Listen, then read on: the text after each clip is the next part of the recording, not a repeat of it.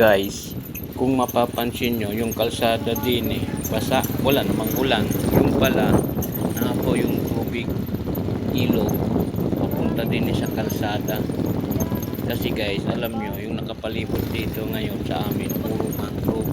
Hanggang doon sa looban yan.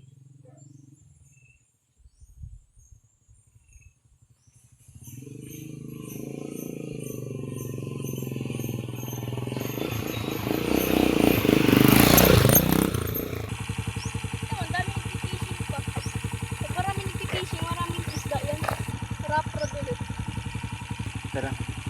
Dito sa daan. Tara. Doon pa tayo pa, layo pa. Tara na nga.